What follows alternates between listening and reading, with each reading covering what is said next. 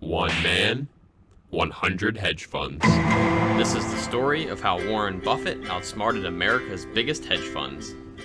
You would think hedge funds would know better than to mess with the Oracle of Omaha, but their hubris knows no bound. Warren Buffett is notorious for his hatred of hedge funds due to what he considers exorbitant fees that are not justified based on the fund's performance. And this hatred came to a head in 2006 when he offered up a simple wager to them: outperform an S&P 500 index fund for 10 years, win $1 million.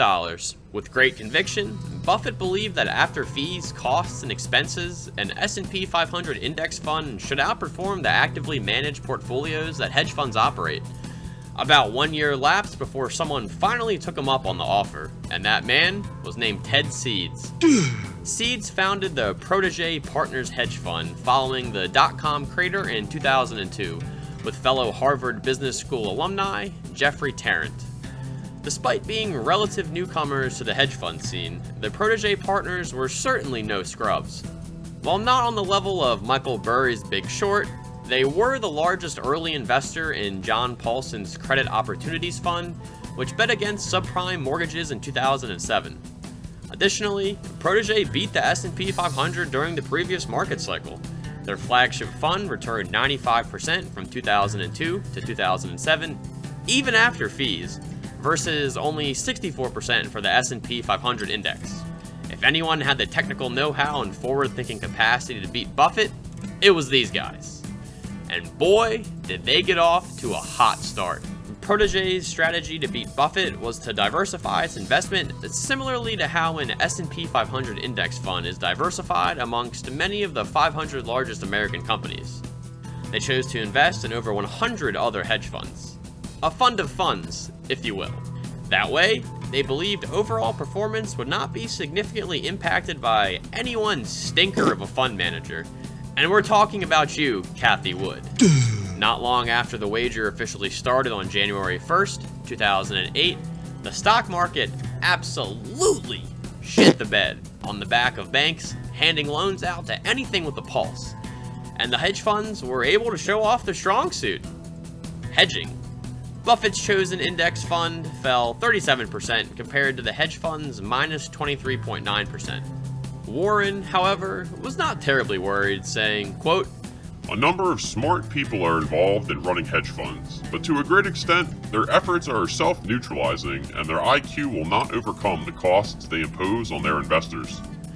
Still, he believed his chance of winning was only 60%, because his opponent was, quote, an elite crew loaded with brains, adrenaline, and confidence. Not to mention cocaine. Ted Seeds was even more audacious in his belief of victory, stating he was 85% confident. By 2011, the situation did not look much better for Buffett. At his annual Berkshire Hathaway shareholder meeting, he ruefully commented on the severe economic crash and middling recovery.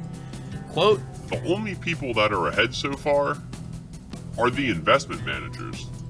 And he was correct, considering they pocket millions whether the market moves up, down, sideways, or backwards. But by 2012, the difference in performance was narrowing significantly. In fact, by the end of that year, Buffett's index fund had pulled ahead. In another shareholder letter, he addressed the change of position in the first place. He still believed the hedge fund managers involved in the bet were, quote, honest and intelligent people, but added, the results for their investors were dismal. Really dismal. He then highlighted the 2 and 20 fee structure commonly used by hedge funds, which is a 2% management fee plus 20% of profits. He continues writing that managers were, quote, showered with compensation despite frequently providing only esoteric gibberish in return. The index fund Buffett selected merely charged an expense ratio of 0.04%. In the letter, Buffett also estimated that the financial elites had lit $100 billion or more on fire over the past decade by refusing to settle for low-cost index funds, but pointed out that the harm was not limited to just the top 1%. State pension plans commonly invested with hedge funds, and the, quote, resulting shortfalls in their assets will, for decades, have to be made up by local taxpayers. When the 10-year lifespan of the bet was up, Buffett had handily won, The S&P 500 index fund returned 125.8% compared to only 36.3% for Protégé's fund of funds.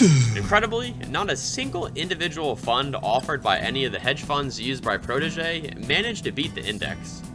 Warren couldn't help but gloat during his annual shareholder report in 2018, stating, quote, "Bear in mind that every one of the 100 plus managers of the underlying hedge funds had a huge financial incentive to do his or her best, based on compensation incentives contingent on performance." Despite getting trounced, the hubris of hedge fund managers was still alive and well. Ted Seeds pushed back against the Berkshire CEO's triumphant remarks, saying, quote, "Fees will always matter, but market risk sometimes matters more. The S&P 500's run-up following 2008's financial crisis defied reasonable expectations," according to him, and, quote, "My guess is that doubling down on a bet with Warren Buffett for the next 10 years would hold greater than even odds of victory." He also raises doubts that fees were the deciding factor, pointing out that the MSCI All Country World Index performed almost exactly in line with the hedge funds in the bet.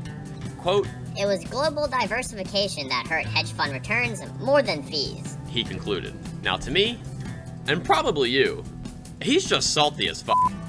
He knew the conditions before he accepted the bet, so maybe he should have picked better investments. Furthermore, in pointing out that his own investment strategy lost drastically even when discounting the fees paid, Seeds honestly makes Buffett's point for him. Not even the finest minds of investing can consistently beat the market. Before wrapping this video up, there are a few other details about the bet worth mentioning. At the outset, both Buffett and Seeds contributed $320,000 towards purchasing a couponless 10-year treasury bond that would be worth $1 million upon maturation. If Buffett won, the proceeds would go towards the charity Girls Inc. If Seeds won, the money would have gone to the Absolute Return for Kids charity. However, when the Great Recession happened, interest rates plummeted as the Fed tried to stimulate the economy. As a result, their bond's value increased substantially since it was locked in at a higher interest rate, and they sold it for almost $1 million in 2012. The pair then decided to use that money to purchase Berkshire Class B stock as collateral instead.